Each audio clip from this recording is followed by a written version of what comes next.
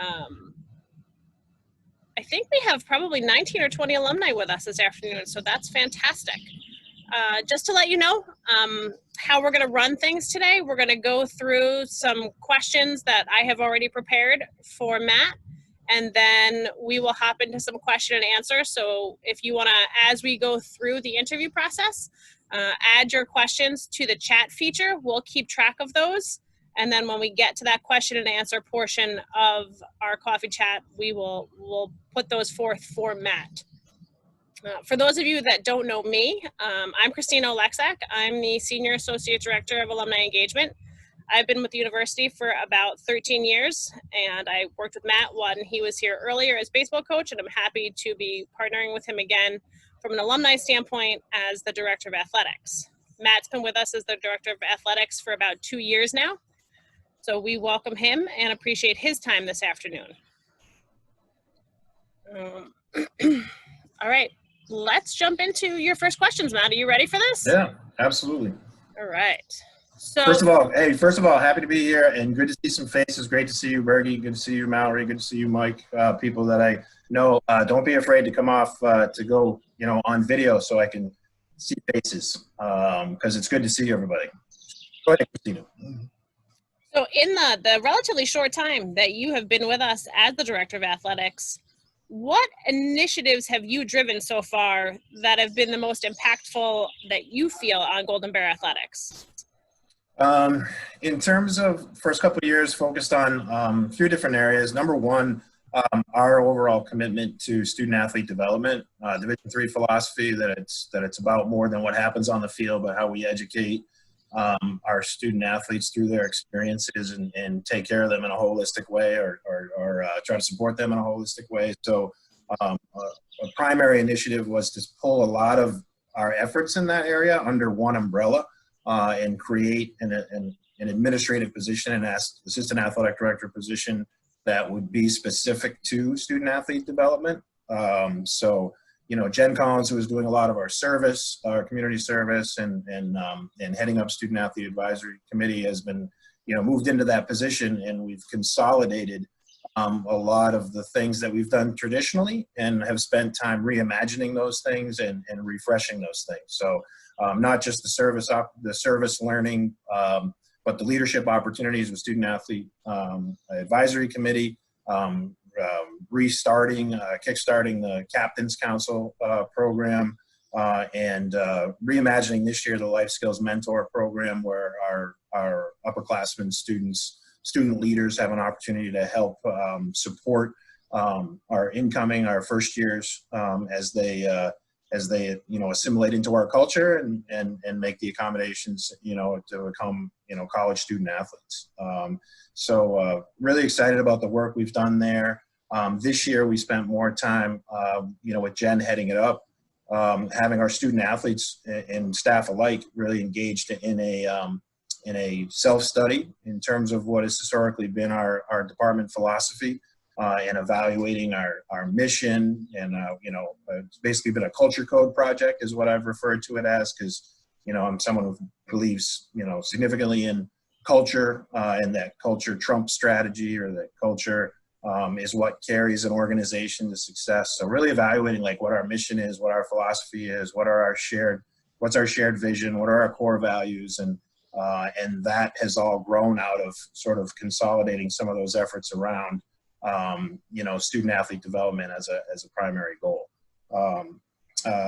Second area that I would mention would be getting our department into a single vendor contract and a single brand. It was really important to me to get all of our teams, looking the same in terms of brand, logo, apparel, get back to school colors. I found that a lot of our teams were, going their own way a little bit in terms of their look, and I wanted to kind of bring back some school pride in terms of the colors, color schemes, and the looks, and being in a single brand and a single vendor contract. And we actually work with Metro Team Outfitters and with an alum, Josh Tellis, a men's lacrosse alum, really allows us to extend our budget, and it really brings some other things into play that we haven't had as a department previous. And what I mean by that is when you get yourself into these situations, there's opportunities for sponsorship dollars and promo dollars and marketing dollars that really are going to allow us to do more with our department moving forward. And then the last thing I would mention is, my commitment to creating more opportunities for women by, formalizing the Women's Athletic Council into a real steering committee, to really evaluating the fact that we needed to create more opportunities for women and create a 20th sport and a 10th sport for women with women's ice hockey. And that's good. It's a big step forward in terms of closing the gap. Between, the differences between how men are represented on campus and women are represented on campus among student athletes. So Katie Zimmerman, our first year head coach, is perfect woman for the job, and she's doing great work. And we going to have 20 new faces in the fall that are here to play women's ice hockey. She has recruits from 9 different states, spanning, the country. She thinks that she has the only only women's ice hockey player from Nevada that's going to be playing at Western New England, Illinois, Michigan, Colorado, Texas.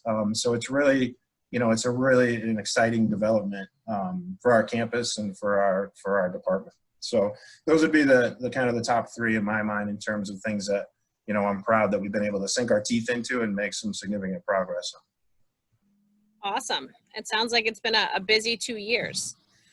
I just want to take 2 seconds. There have been quite a few people that have joined us since we started. My apologies to those of you that have heard this, but those that just started, please change your names to first name, last initial, and class year so that we can see and understand who has joined us. We're happy to have everyone here today. And please note that we are recording this session, and it will probably be broadcast on our YouTube channel.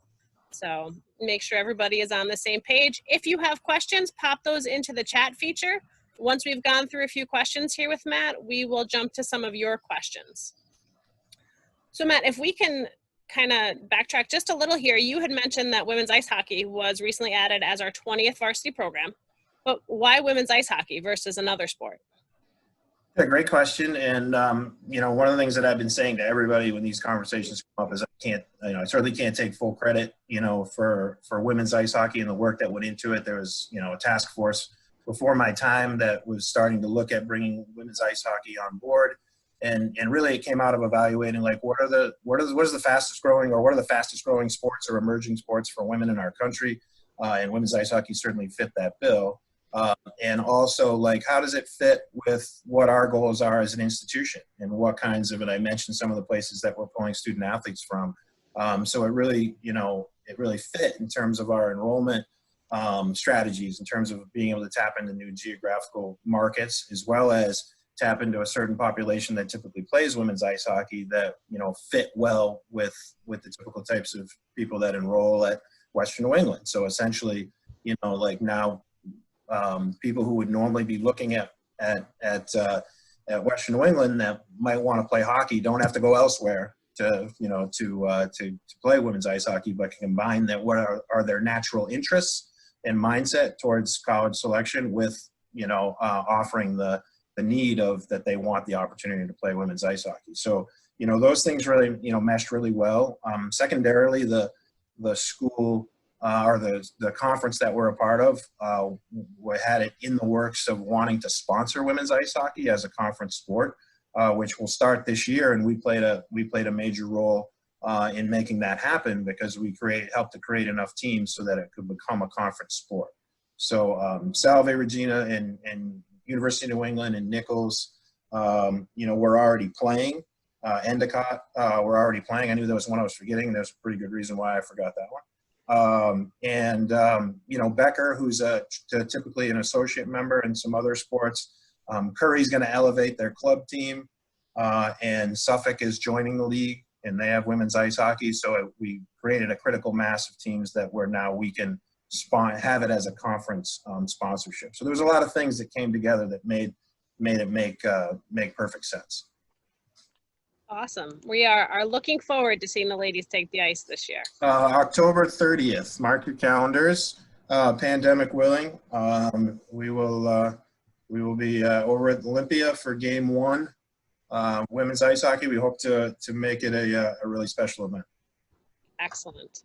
Hope to see a lot of you able to join us that are on the call today. So we'll move into what is a hot topic kind of across the board in college athletics right now. And knowing that there is, unknowns that we have to contend with, can you share with us what returning to play in the fall might look like for our student athletes and for our fans? Yeah, absolutely. Obviously, it's the thing that's consuming most of our time every day, all day, and it's obviously really difficult for all of us to manage the uncertainty of our lives and our jobs, and certainly athletics is really up against it because it's obviously an area that's really hard to completely manage all the risk. I can say that one of the things that I'm excited about is that the university is very much behind and committed to putting our student athletes back on the field. We have over 500 student athletes and, better than 25% of the student population. And the university understands that it's not just about delivering the academic experience, but we have students that want the on-campus experience and want their co-curricular experience. I'm working with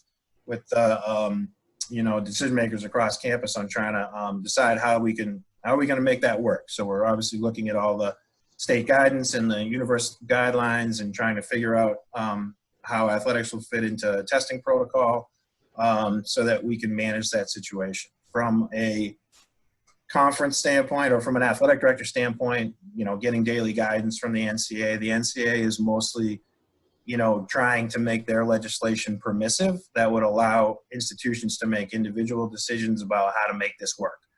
Changing start dates, being flexible around how many games you play, changing preseason dates, to really try to create opportunities for people to make this happen on their individual campuses. From a conference standpoint, because obviously you're aligned in a conference with similar schools, we've banded together as athletic directors to try to come up with some commonalities that we will operationalize for the fall. So like when we, focus on, there's potential for focusing on conference play only and all playing by a certain set of standards and safety protocols. We've tried to band together on that because we are all like-minded schools that understand that the on-campus experience and the co-curricular experience on our campuses is critical to what we deliver. So those are things we're working on day to day, and I fully expect as we try to formalize our return to play document that things are going to look different. They're going to look different for all of us, and for student athletes and for coaches. And some of the things that we've been seeing on TV with some professional sports kind of restarting up in our country and abroad, we may see some of those things. We may see that we just focus on giving the student athletes an opportunity to play, and then we limit group gatherings, and maybe we're playing with no fans, and essential personnel only on the sidelines, and trying to just try to operationalize in a way that manage the situation the best we can, and to keep our student athletes safe. So it's a day-to-day grind, trying to figure that out right now, and obviously being ready to, and we're going to do that. And then obviously, as we all know, there could be at any moment there could be an announcement from local state government that says this is what we're doing now, and then we immediately have to be agile and be able to pivot.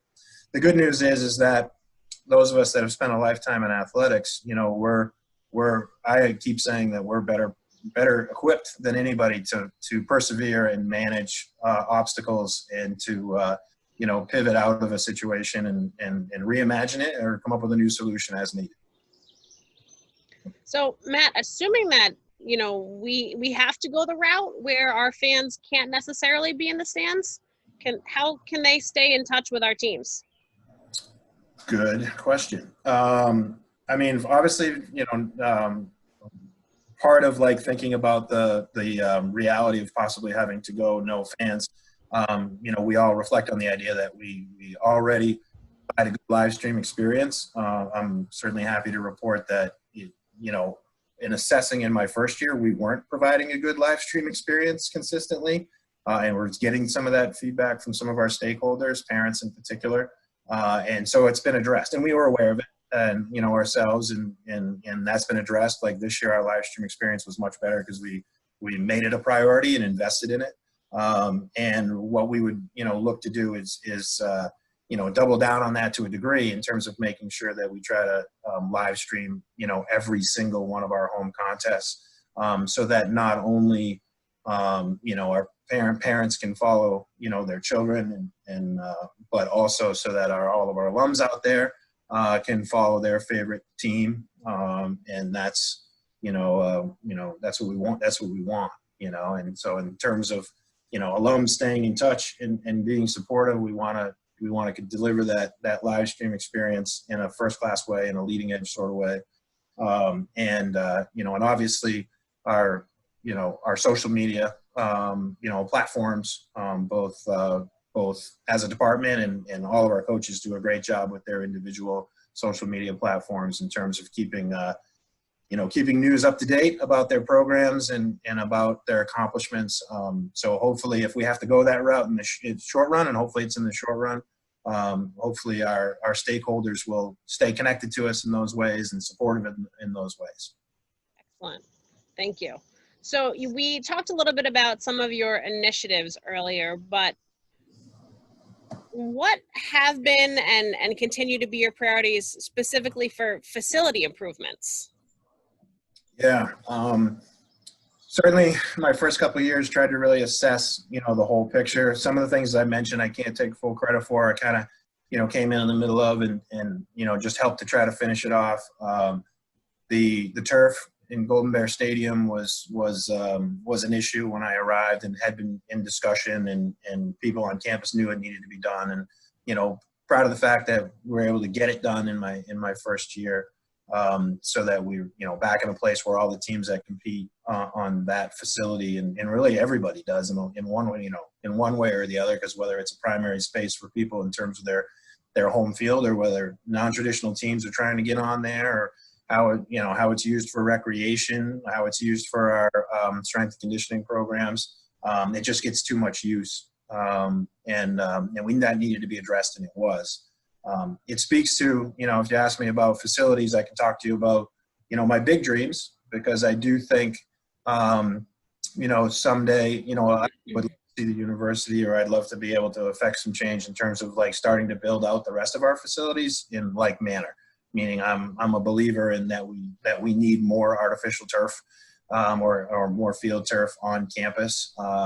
And even a step beyond that, I believe we need to take steps to light more areas, so that we can be more flexible in our, with our athletic teams and academic scheduling, and getting people practicing, and getting people playing, but also so that we can serve the entire campus, and do more in regards to recreation and intramurals and club sports. But also do more in terms of potential, new revenue streams, facility rentals and such. So I think there's a lot to look at there, and those are big dreams for me. Other things that we've been able to get accomplished, or other things that are in the works, the wrestling program needed help. They've received a new competition mat. Mike Sugarmeyer, prior to women's ice hockey, Mike Sugarmeyer has done a great job of re-energizing the wrestling program. Was recently elevated just before my arrival to full-time status, and that program is developing. Has our first national champion, and he had 3 guys ready to compete at nationals for a second one. When the pandemic shut things down, and he's wrestling in a practice area and on competition mats that were out of date, and to get him a new competition mat. And we have some plans in the work to improve this practice area. Those are important steps. A space that's near and dear to my heart, Trelease Stadium, was state of the art when it opened, and it needs a facelift. And we had, an infield project in the works that's been hit, is on pause now, given our current situation. And then otherwise, I would mention my other, real big picture dream. Recently, The Alumni Health for Living Center has been renamed the Dr. Anthony Caprio Alumni Health for Living Center, and I think we need to look at our building and what it's lacking right now and how it needs to be renovated. And specifically, we need to improve the locker room spaces for everybody's use, varsity teams, and everybody's use. The building wasn't built with this kind of programming, the kind of programming that we deliver in mind. To be perfectly honest with you, in terms of, you know, today's standards in terms of diversity and inclusion, you know, we need to address a lack of gender neutral spaces in our building. So these are things that are, you know, on my radar screen and that we've spent some time discussing, working on, planning for, you know, prioritizing, and hopefully, you know, have the ability to get to all of them, if not in the short run, you know, over the long term. Excellent. Sounds like you've got your work cut out for you.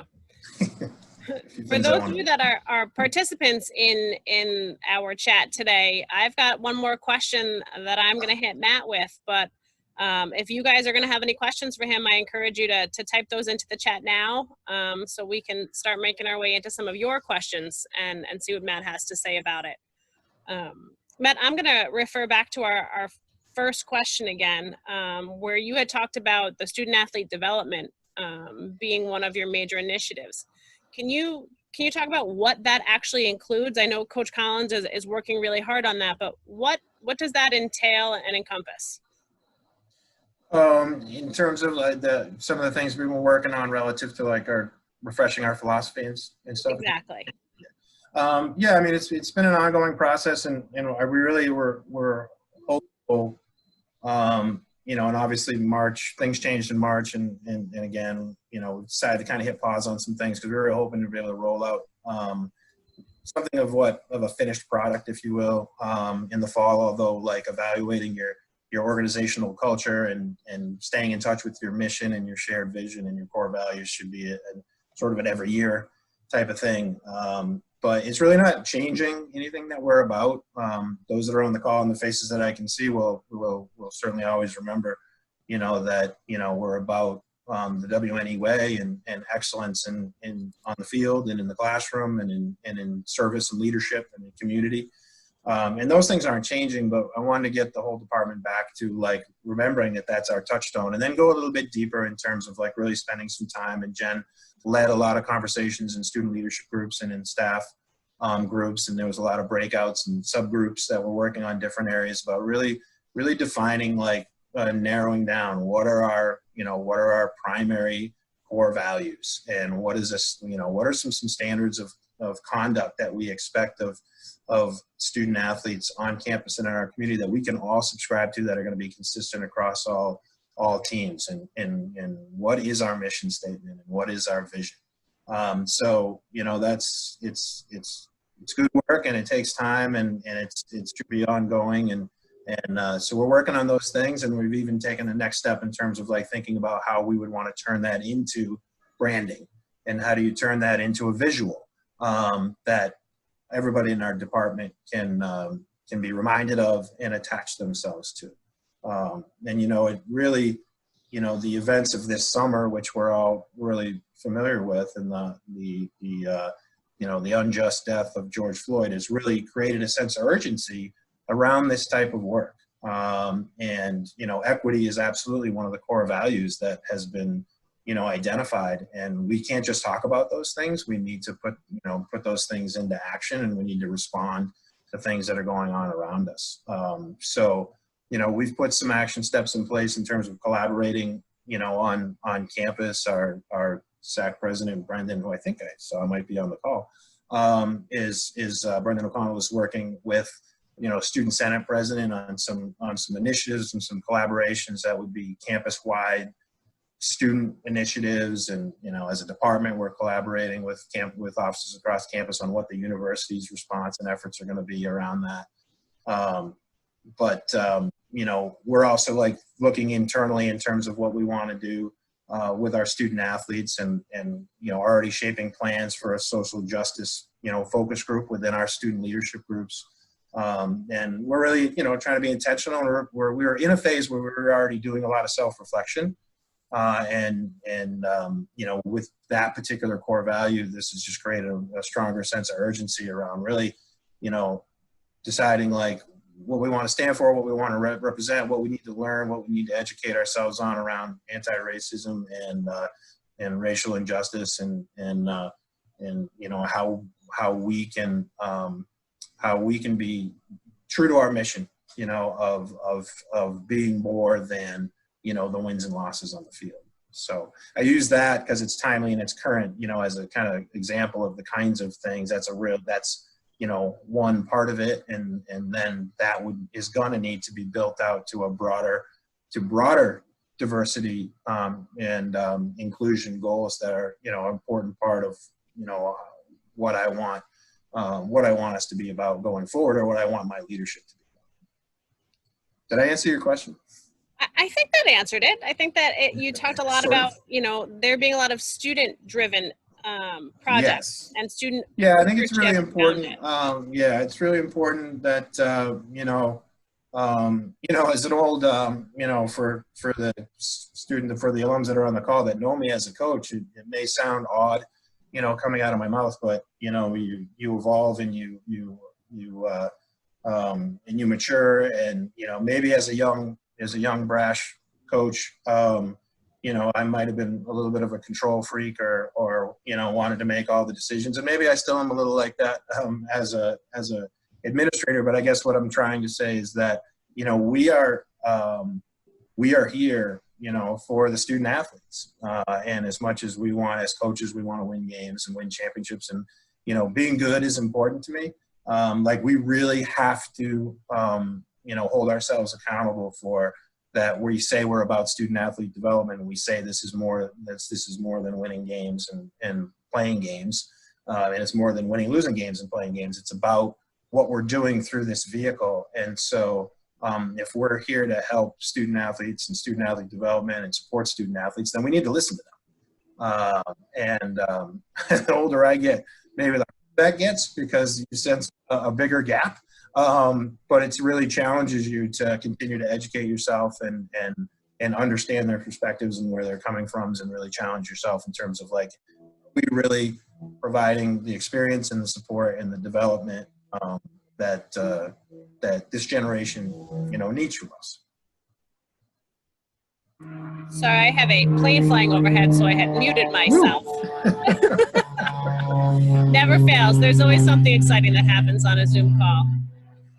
So I will say that answer really kind of leads us into our Q&A session with those of you that have joined us. And Brianna, class of 18 and volleyball alumna, has posed a question. She's curious as to what kind of conversations you might be having with coaches about increasing diversity within the teams and through their recruiting practices.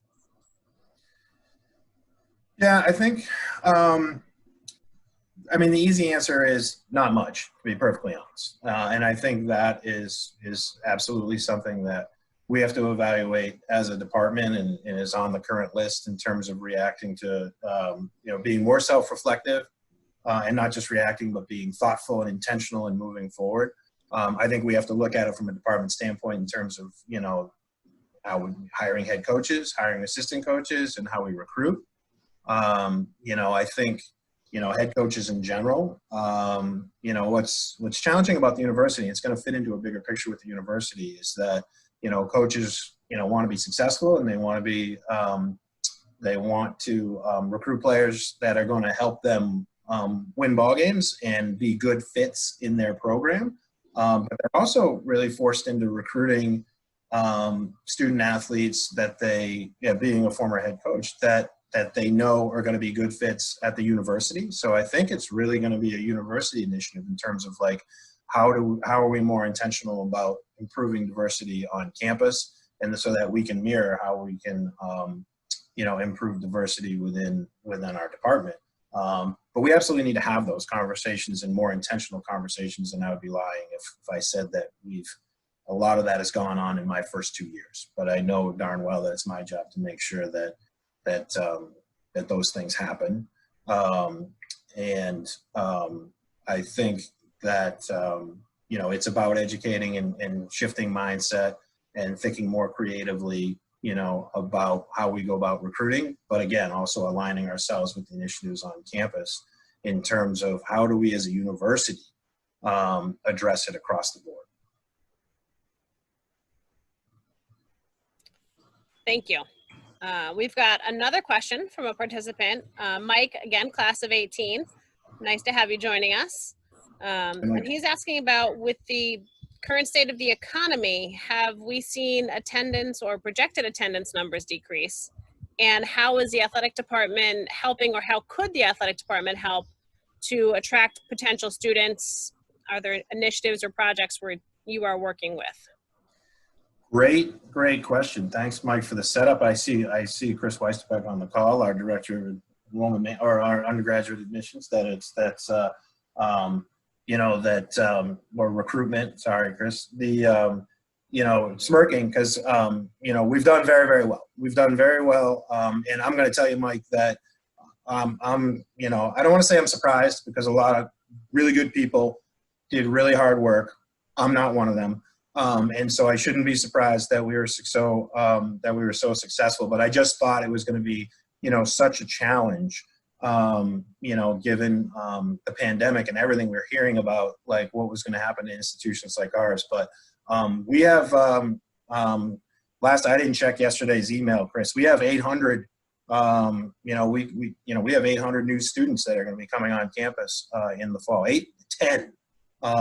Is what Chris is telling me. So we're above what our goal was for the year as an institution. So kudos to Chris and the admission staff in terms of their recruitment. But this is also an opportunity to pump the tires on our head coaches and their efforts. And that's why I say I did nothing. Our head coaches are tremendous recruiters. Chris and his staff are tremendous recruiters.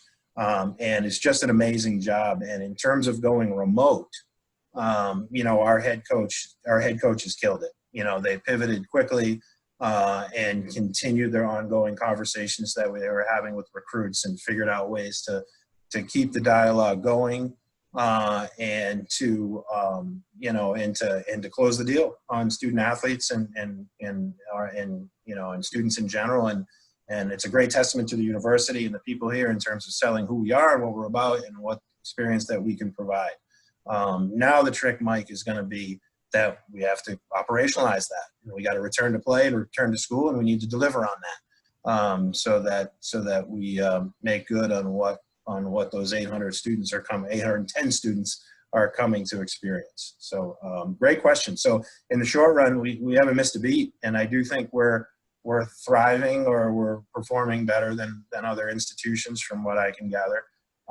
And I, you know, anticipate that we'll continue to do so in the quote unquote, I hate this expression, new normal. You guys are feeding right into each other's questions. Oh, you know what? And then Christina, there's, in terms of, I don't know if I can expand a little bit on Mike's question and if I'm stealing other questions.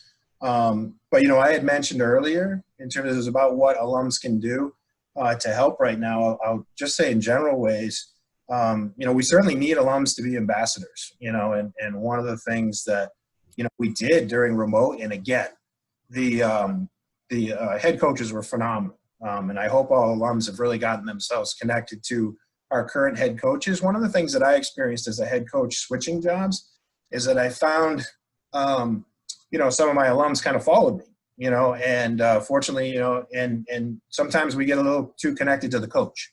And I hope all of our alums, you know, the coach that you played for may not be the coach here anymore, but I hope you find a way to get connected to, and I've challenged our head coaches to do the work.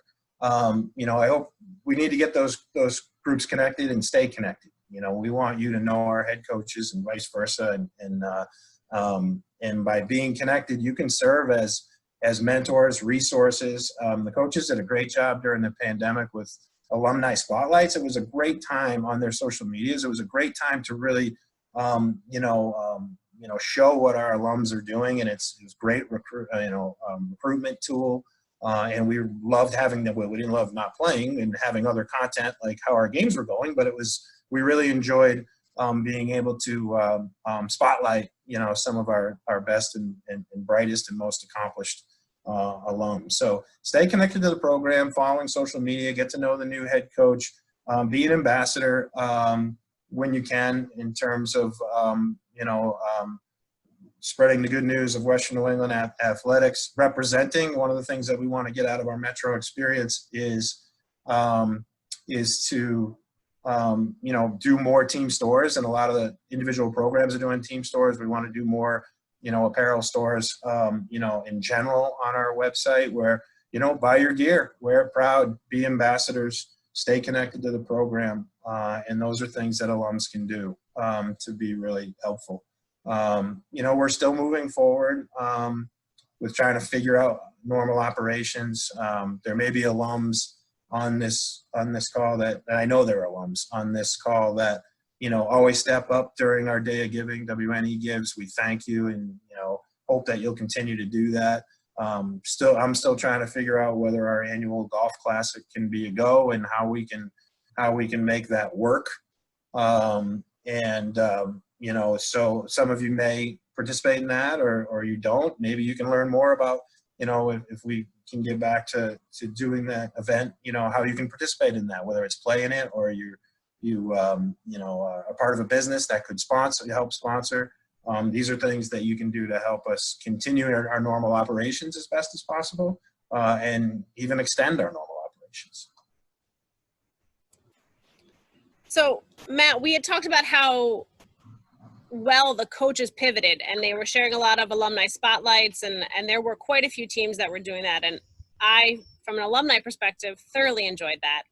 Can we talk a little bit about what the coaches did? And this is a question from Rachel, 2011. How did the coaches pivot to reach out to their student athletes and support them through online learning? And now that we're in the summer, how are they staying connected and prepping them for the new normal when they return? I think it's, the communication with teams just never stopped. They're doing a lot of this. We're all doing a lot of Zooming. And so again, our coaches were quick to pick up on, and they're all better with technology than I am, on the technology, and to make sure that we maintain day-to-day contact with student athletes. So some of them do use, different kinds of technology, but I know they also, day-to-day anyways, to stay in touch with their student athletes. But, there's a lot of Zooming, and some of the Zooming was, really creative stuff, whether it was women's basketball weekly, just having like a team bonding moment to have trivia once a week on Zoom, and just try to kind of keep things light and deal with, sort of the mental health aspect of it and the connectedness aspect of it. Going, and then, counterpoint, our football program, actually having study hall Zooms, like bringing the team together to have like dedicated study time where they would study together on a Zoom in a way to, and to kind of try to keep things connected and stay normal. So, Jen Collins did a great job, in her role to consistently be rolling out information to our head coaches. We have a fairly new team communication, platform and project management platform that we're using internally. It's called Basecamp, which some of you may be familiar with. And it was really, we were already using it internally with the leadership team, and had plans to go kind of department wide. And then, when this hit, it was like, well, this is perfect. So we went department wide with it, so that not to student athletes, but staff wide with it, so that we could communicate more effectively and share information more effectively and manage this project of remote work more effectively. And Jen did a great job in there, consistently posting the updates to all the head coaches about, this is what's going on with registration. This is what's going on about, student support. So the coaches didn't have practice to go to or games to coach, but all the other major functions of their jobs in terms of that student development piece, were still there. And they just had to figure out ways to do it virtually, to have those meetings, to be supportive in terms of student athlete and academic success, and just to be there for their student athletes in terms of their mental health and their anxiety and managing this time, and also keeping them on track as athletes. So they did a lot of fun things in regards to, fitness challenges and working out together, or, sending videos to each other, and just to keep each other and be creative on how they were going about their fitness. And we were able to deliver our strength and conditioning program. We have our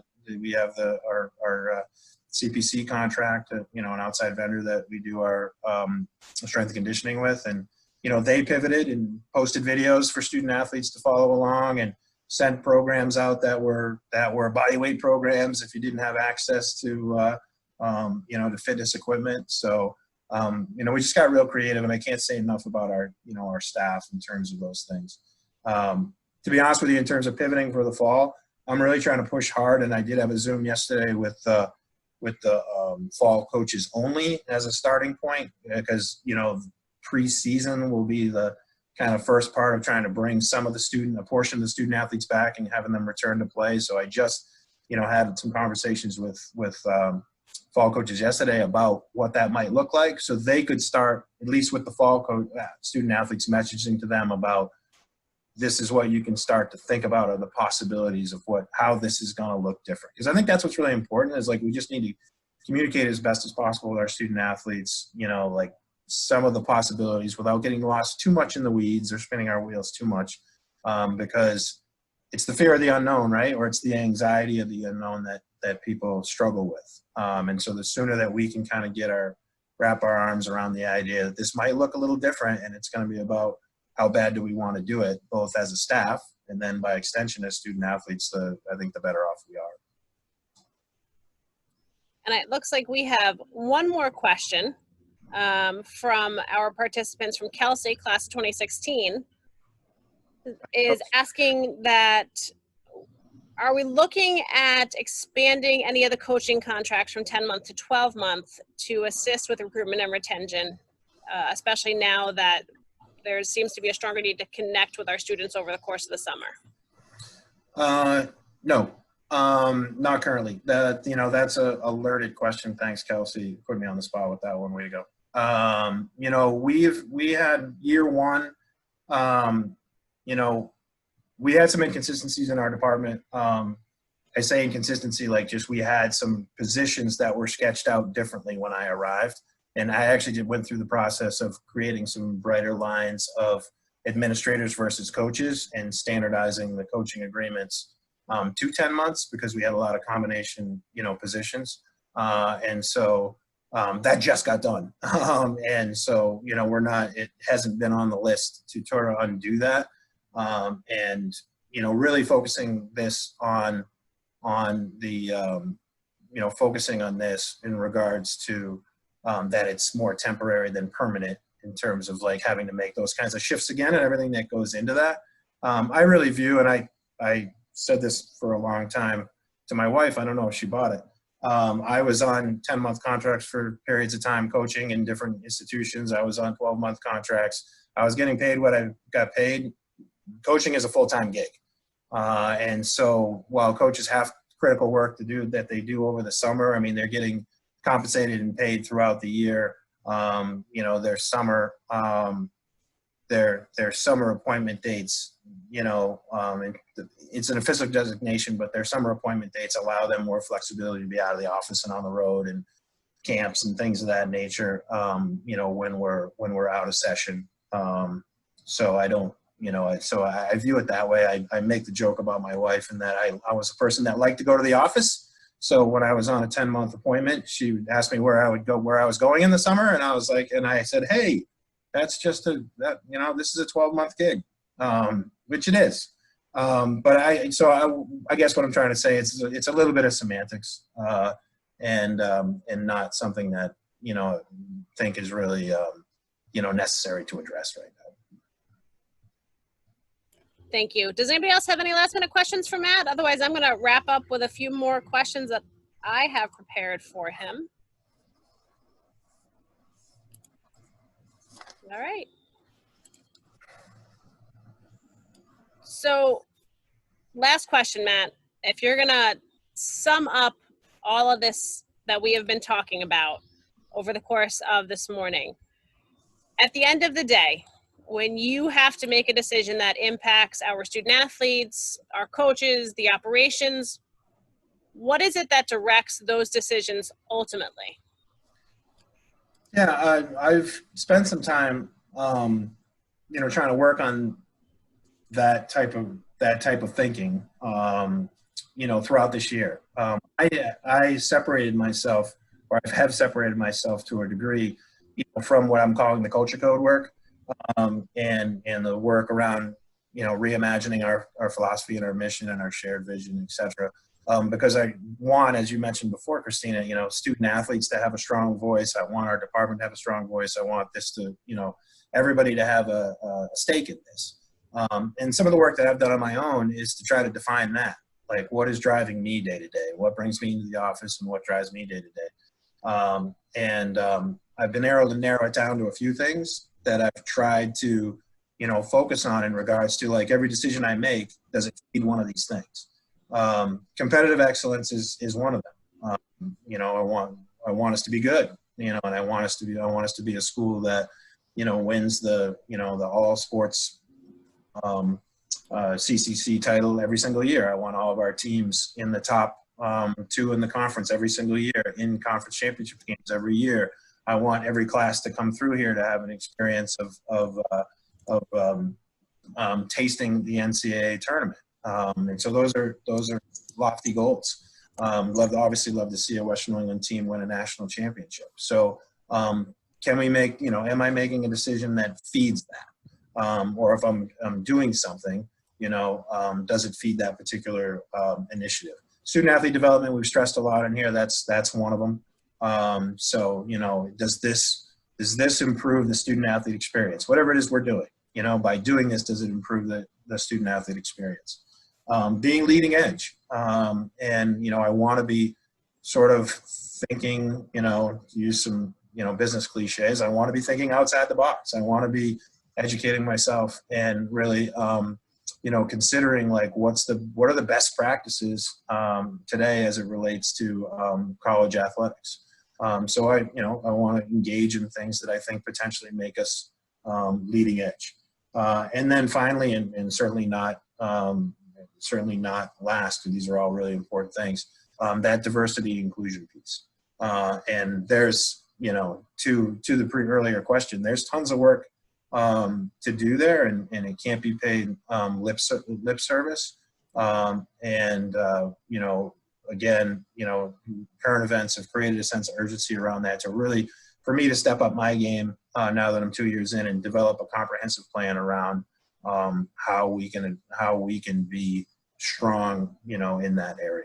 So those are the things that I've been able to, in my personal self-reflection, while we've been self-reflecting as a department, that, I've tried to keep on a whiteboard in my office and look at, in terms of, like, anything comes up day to day, how does it serve any one of these things, or all of these things, or a combination of these things?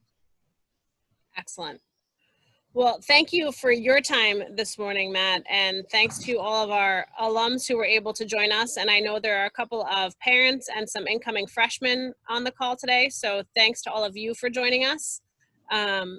I threw up in the chat my email as well as Matt's email, so if you do have some questions or anything that you want to ask about after we wrap up the call today, I encourage you to drop us a note.